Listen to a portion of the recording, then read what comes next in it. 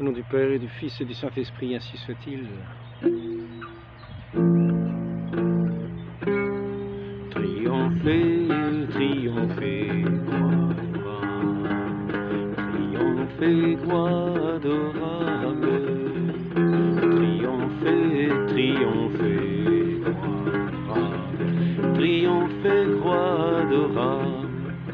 La croix est le grand sacrifice que Dieu demande à ses amis. Qui ne boit pas son calice devient de ses ennemis. Triompher, triompher, croix adorable.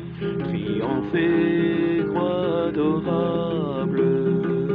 Triompher, triompher, croix adorable. Triompher, croix adorable.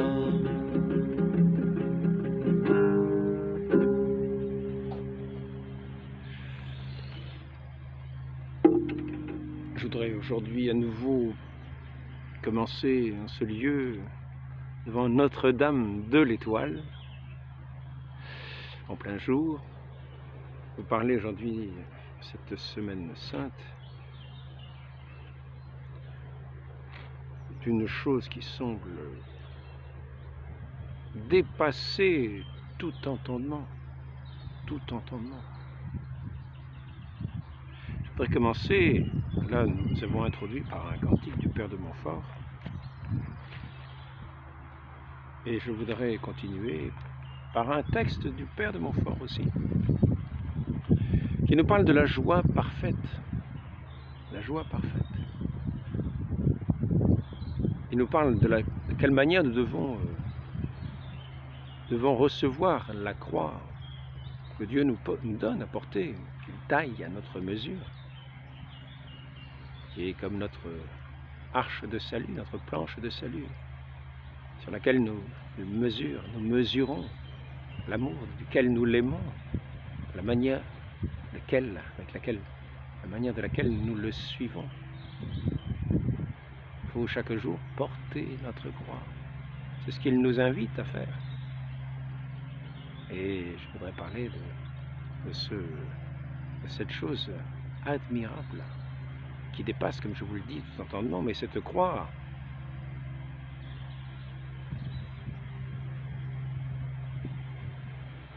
il ne s'agit pas de l'aimer de la manière sensible, d'aimer souffrir, simplement souffrir. Non, c'est l'un de ces deux amours, de la partie supérieure que nous sépare un de ces deux amours, de la partie supérieure de l'âme que nous devons aimer et agréer la croix.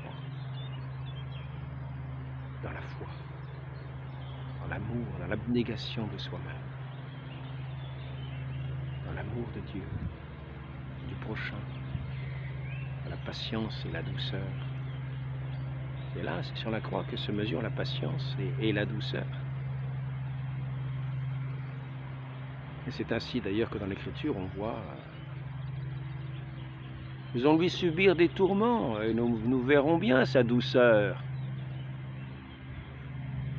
Et donc ici, au sujet de la joie parfaite, le Père de Montfort nous dit: résolvez-vous, cher ami de la croix, à souffrir toutes sortes de croix sans exception et sans choix, toute pauvreté, toute injustice, toute perte, toutes ces pertes qu'on peut faire quotidiennement. Ah mince, j'ai encore perdu ça. C'est souvent le sujet de petites râleries, de petites rébellions. Et donc ici, toute perte, toute maladie. Résolvez-vous, cher ami de la croix, à souffrir toutes sortes de croix. C'est la lettre circulaire aux amis de la croix. Toute injustice, toute perte, toute maladie, toute humiliation, toute contradiction, toute calomnie, toute sécheresse, tout abandon, toute peine intérieure et extérieure. Disons toujours, mon cœur est préparé, mon Dieu, mon cœur est préparé. Psaume 56.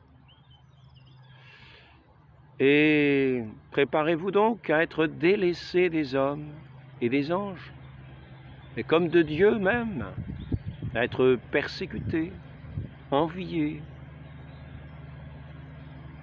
Souvent on va dire, oh ben ouais, je veux plus là, ce sont des gens, ouais, on n'est pas bien traités, on n'est pas, on est avec des grands égards, oui, on est comme ignoré, comme, oui, voilà, voilà, voilà, ben, c'est là tout notre travail, c'est là toute notre croix, c'est là tout la mesure de notre amour, de notre patience, de notre douceur, de notre charité.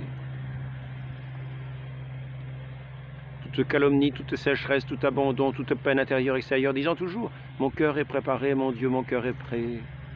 Préparez-vous donc à être délaissés des hommes, des anges, comme de Dieu même, à être persécutés, enviés, trahis, calomniés,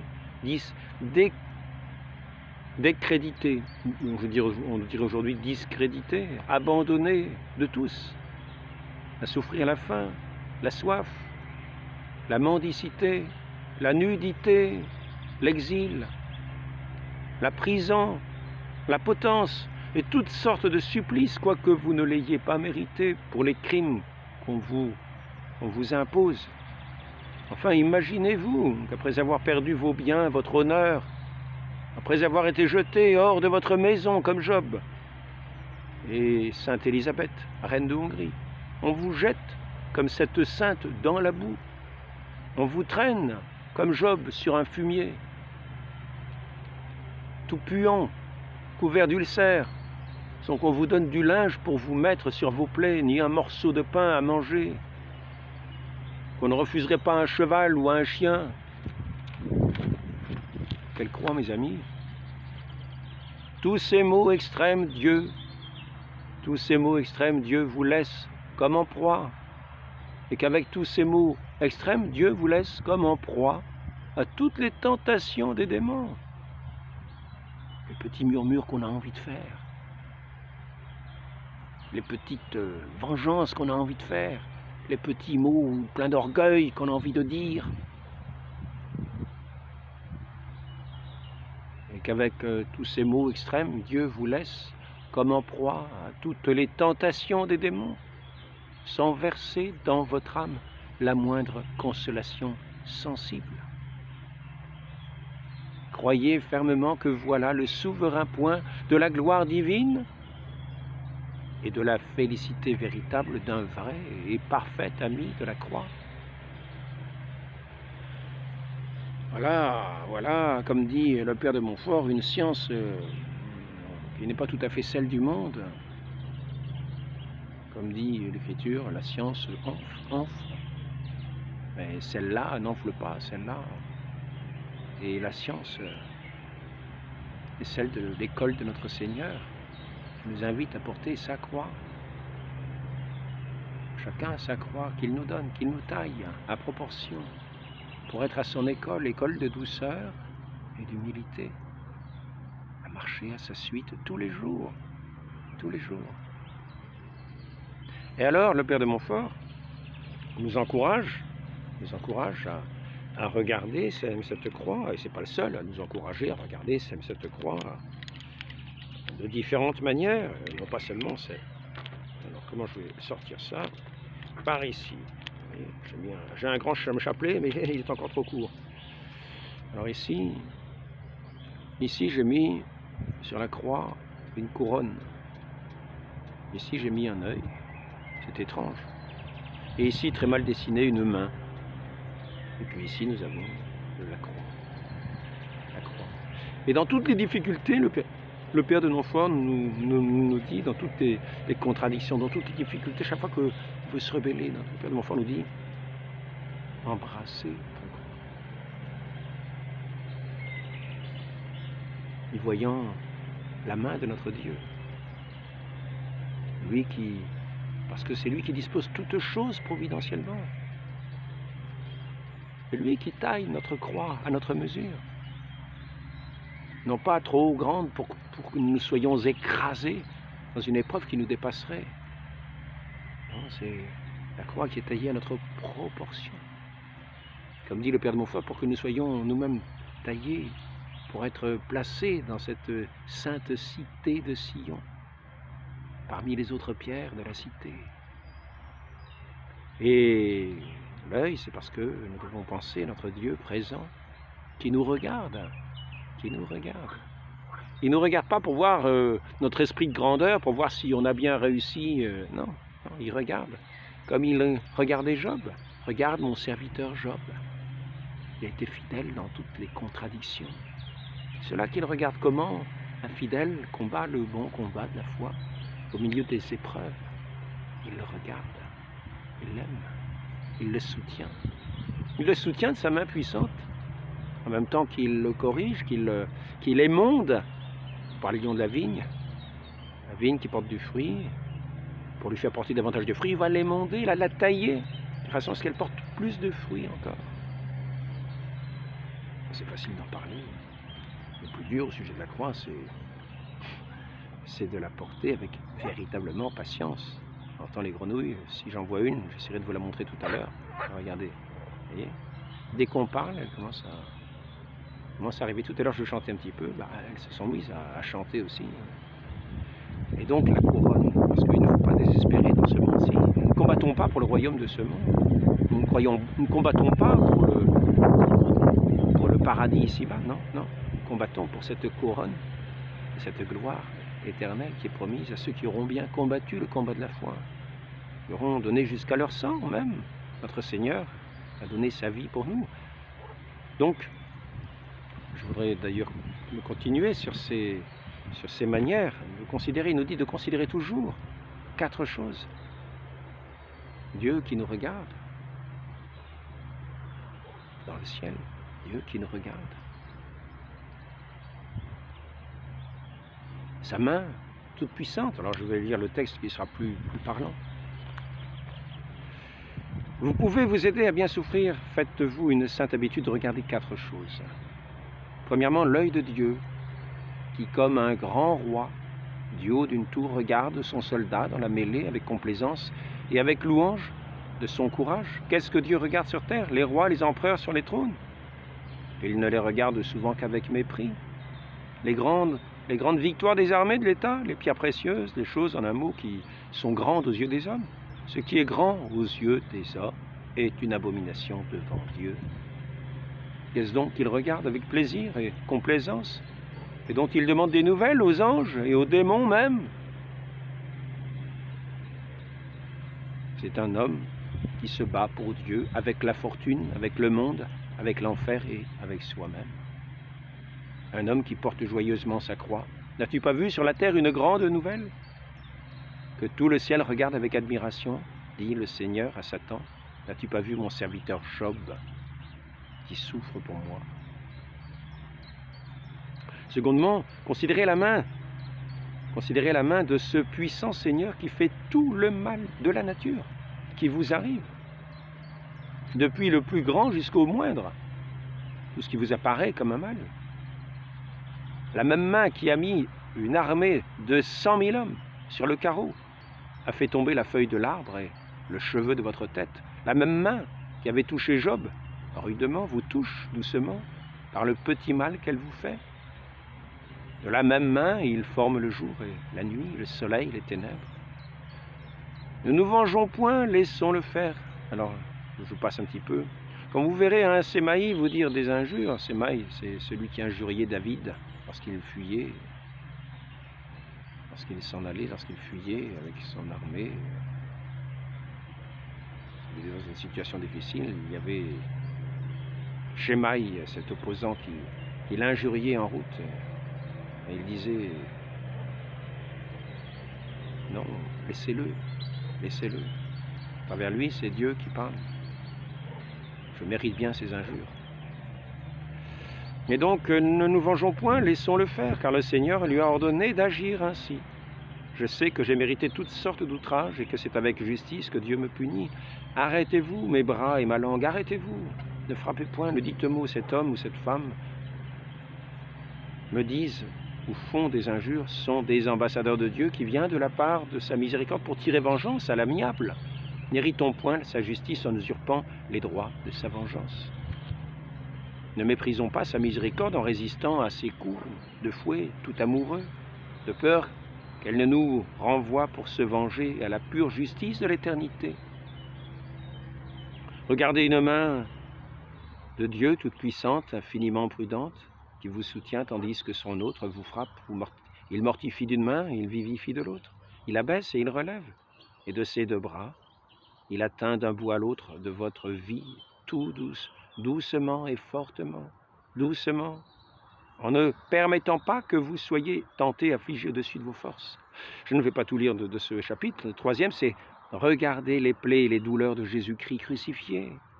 Il vous dit lui-même « Ô vous tous qui passez par la voie épineuse et crucifiée, par laquelle j'ai passé, regardez et voyez ». Donc il s'agit de regarder cette croix dans nos épreuves, dans nos difficultés, de penser à notre Seigneur. Il vous le dit lui-même. Regardez des yeux de votre corps, voyez par les yeux de votre contemplation si votre pauvreté, votre nudité, votre mépris, vos douleurs, vos abandons sont semblables aux miens. Regardez-moi, moi qui suis innocent, et plaignez-vous, vous qui êtes coupables.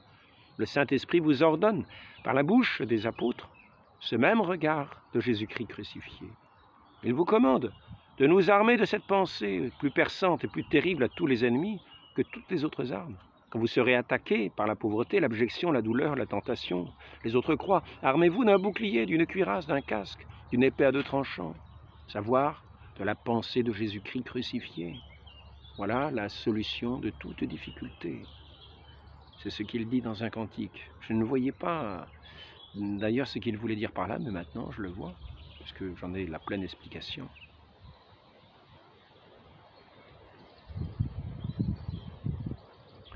Voilà la solution de toute difficulté, la victoire de tout ennemi. Et le dernier point, c'est la couronne du ciel.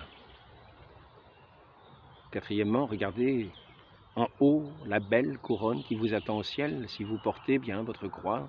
C'est cette récompense qui a soutenu les patriarches, les prophètes dans leur foi et leur persécution, qui a animé les apôtres et les martyrs dans leurs travaux et leurs tourments.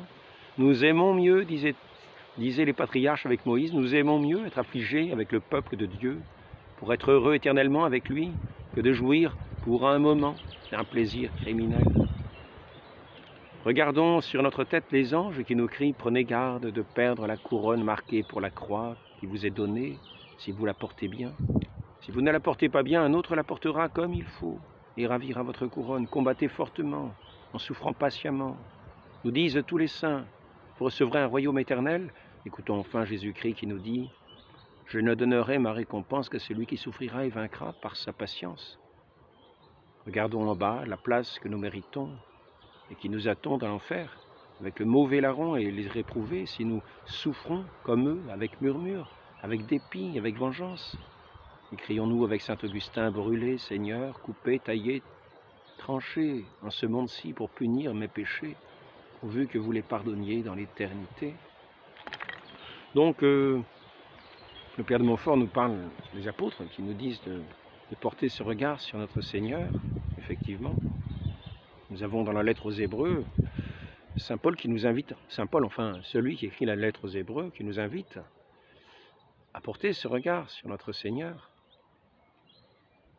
Nous qui avons autour de nous une telle nuée de témoins, rejetons tout fardeau et le péché qui sait si bien nous entourer. Courons avec endurance l'épreuve qui nous est proposée, le regard fixé sur celui qui est l'initiateur de la foi, qui l'amène à son accomplissement, Jésus, lui qui, renonçant à la joie qui lui revenait, endura la croix au mépris de la honte, qui s'est assis à la droite du trône de Dieu. Oui, pensez à celui qui a enduré de la part des pécheurs une telle opposition contre lui, afin de ne pas vous laisser accabler par le découragement. Vous n'avez pas encore résisté jusqu'au sang pour votre combat contre le péché. Vous avez oublié l'exhortation qui s'adresse à vous comme à des fils. « Mon fils, ne méprise pas la correction du Seigneur, ne te décourage pas quand il te reprend. Car le Seigneur corrige celui qu'il aime, il châtie tous ses fils qui l'accueillent. C'est pour votre éducation que vous souffrez. C'est en fils que Dieu vous traite. Elle est en effet le fils que son père ne corrige pas. Si vous êtes privé de correction, dont tous ont leur part, alors vous êtes des bâtards et non des fils. Toute correction sur le moment ne semble pas sujet de joie mais de tristesse, mais plus tard elle produit chez ceux qui les a ainsi exercés un fruit de paix, de justice. Redressez donc les mains défaillantes et les genoux chancelants. Donc il nous invite effectivement. Et nous avons toujours dans ce livre des jours, où il y a la parole de Dieu et les différents offices et les pères de l'Église aussi. Nous avons ce répond qui nous dit « Marchons les regards fixés sur Jésus-Christ, c'est lui l'initiateur de la foi, lui qui l'amène à son accomplissement. Il a renoncé à la joie qui lui revenait, il a enduré la croix au mépris de la honte. Pour nous il s'est humilié, il s'est fait obéissant jusqu'à la mort.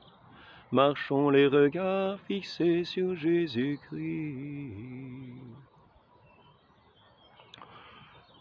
Donc nous voyons Saint Augustin qui va dire la même chose. Non, c'est Saint Basile, un traité sur le Saint-Esprit. L'imitation du Christ, il est donc nécessaire pour une vie parfaite d'imiter le Christ, non seulement en suivant les exemples de sérénité, d'humilité, de patience qu'il nous a donnés pendant sa vie, mais aussi dans sa mort même. Dit Saint Paul, l'imitateur du Christ, reproduire en moi sa mort, dans l'espoir de parvenir moi aussi à ressusciter d'entre les morts. Comment donc lui ressembler dans la mort? En nous ensevelissant avec lui par le baptême. De quelle manière s'ensevelir? Quel avantage tirer de cette imitation? D'abord, il est nécessaire de rompre avec sa vie passée.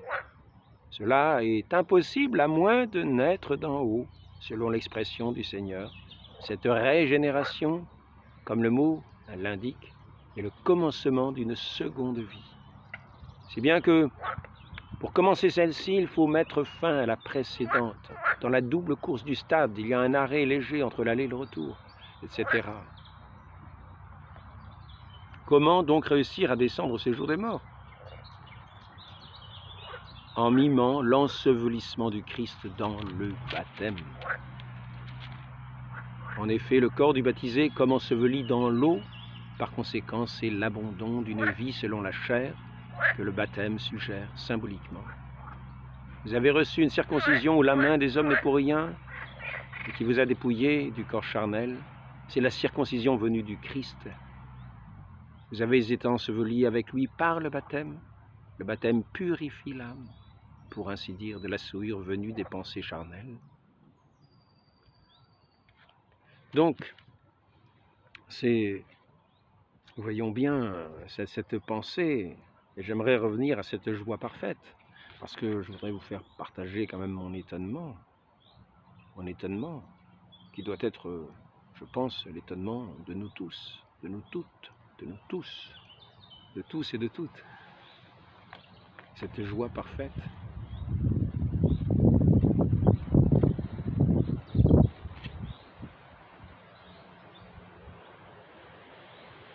Souffrir la faim, la soif, la mendicité, la nudité, l'exil, la prison, la potence, toutes sortes de supplices, quoique vous ne l'ayez pas mérité, pour les crimes qu'on vous impose. Enfin, imaginez-vous qu'après avoir perdu tous vos biens, votre honneur, après avoir été jeté hors de votre maison, comme Job et Sainte Élisabeth de Hongrie, on vous jette, comme cette sainte dans la boue, on vous traîne comme Job sur du fumier tout puant, couvert d'ulcères.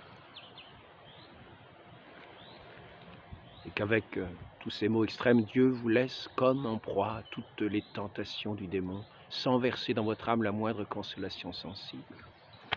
Imaginons.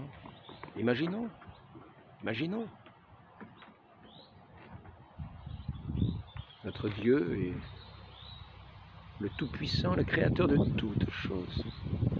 C'est à lui que nous adressons nos prières. C'est lui qui est dans ce ciel de gloire et qui nous invite à le contempler dans cette gloire éternelle. C'est ce Dieu qui s'est fait homme, qui a pris chair humaine, qui s'est fait homme parmi les hommes, parmi nous, qui a pris notre condition humaine. C'est ce Dieu de gloire, ce Dieu de majesté, ce Dieu sublime d'une beauté qui ravit tous les anges.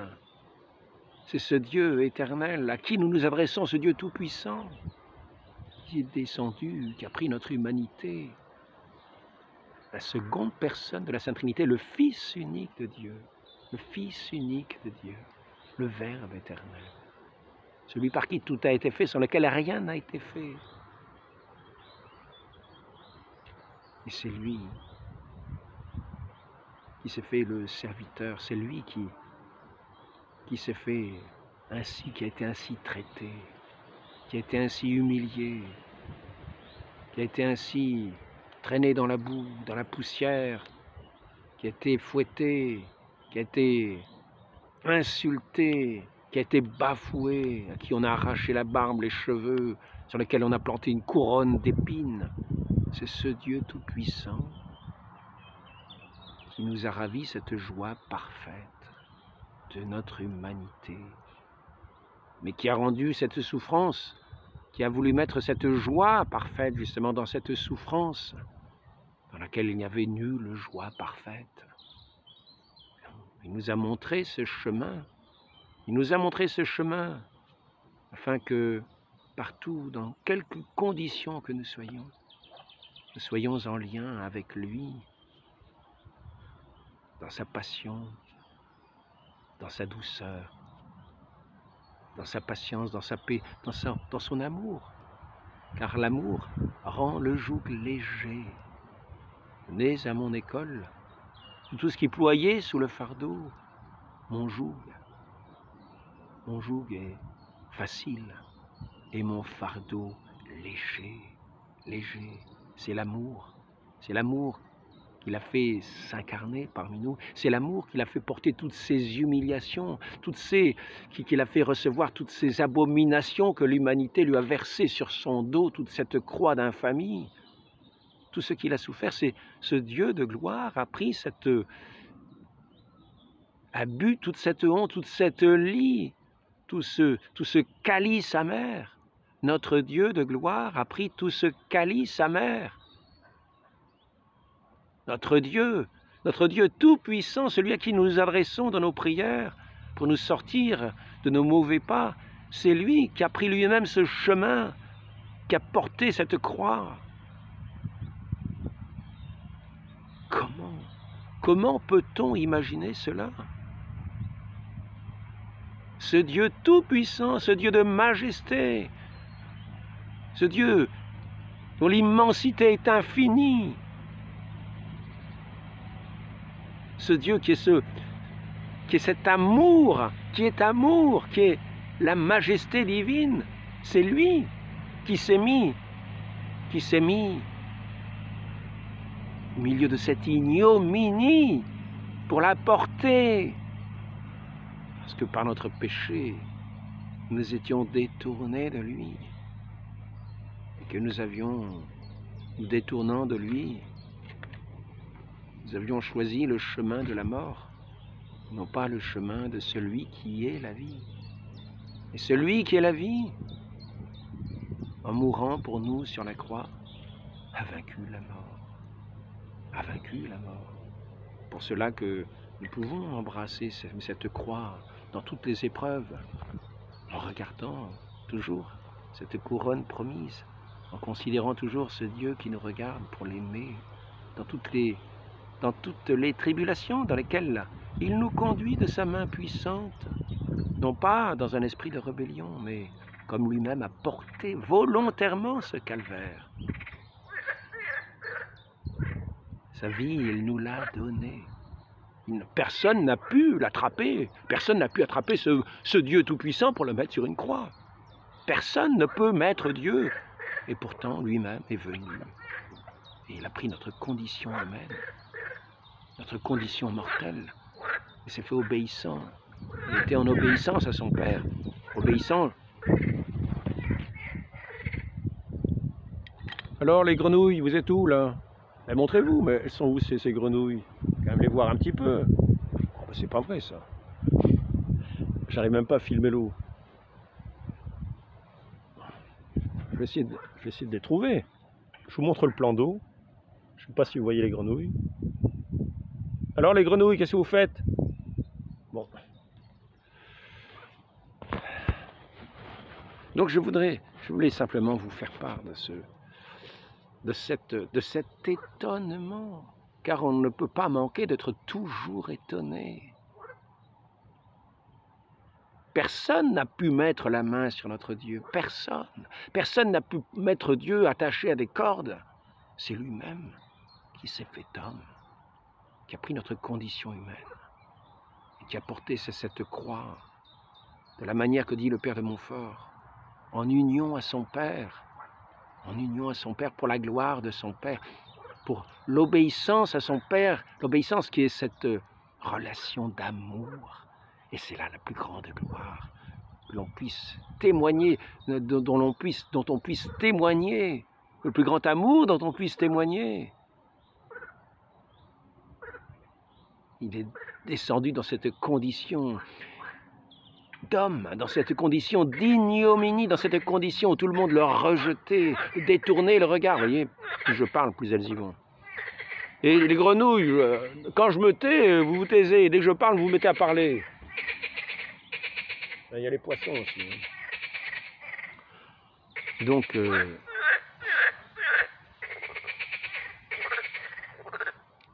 croix.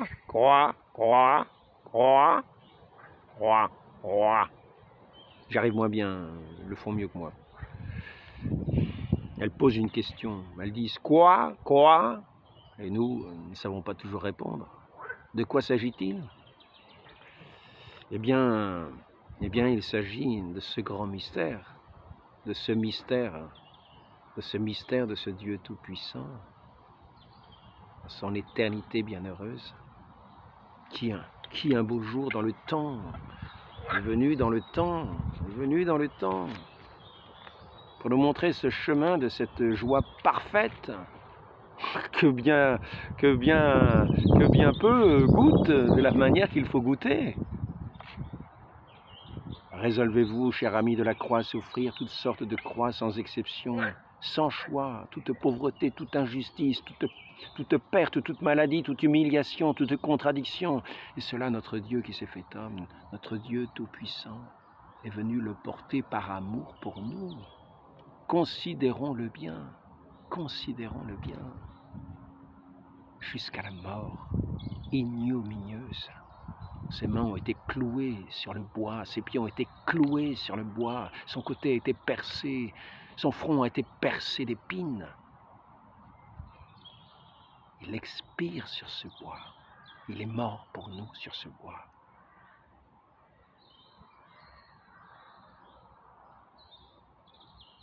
Dans cela, il n'y avait nulle fatalité. Il nous a donné sa vie. Dans ce pur amour, car Dieu est amour. Afin que nous allions sur ses traces, nous qui sommes des condamnés à mort, des esclaves du péché, condamnés à cette mort éternelle. Il est venu nous tirer de ce pas, nous montrer ce chemin de l'amour au milieu de ce monde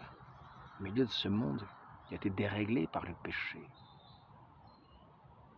La mort est entrée dans le monde par le péché.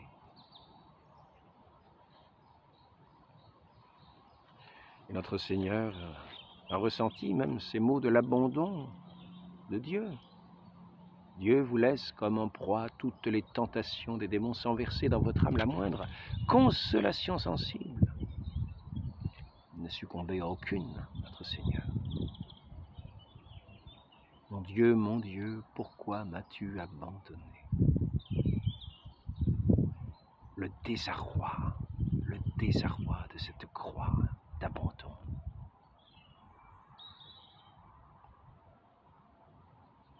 Notre Dieu tout-puissant est venu sur ce bois d'infamie pour l'amour de nous, pour nous montrer cette joie parfaite qui n'est pas du monde, cette paix qu'il donne, non pas à la manière du monde, mais cette paix promise aussi pour l'éternité bienheureuse dans cette gloire. Les enfants de Dieu, ceux qui suivent son Fils, qui sont à son écoute.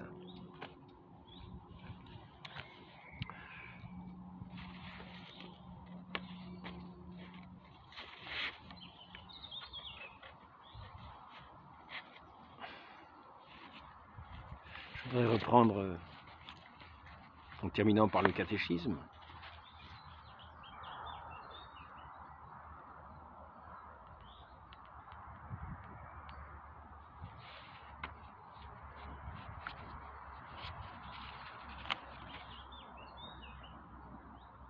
en livrant son Fils pour nos péchés, Dieu manifeste que son dessein de nous est sur nous est un dessein d'amour bienveillant qui précède tout mérite de notre part. Et en ceci consiste l'amour. Ce n'est pas nous qui avons aimé Dieu, mais c'est lui qui nous a aimés et qui a envoyé son Fils en victime de propitiation pour nos péchés.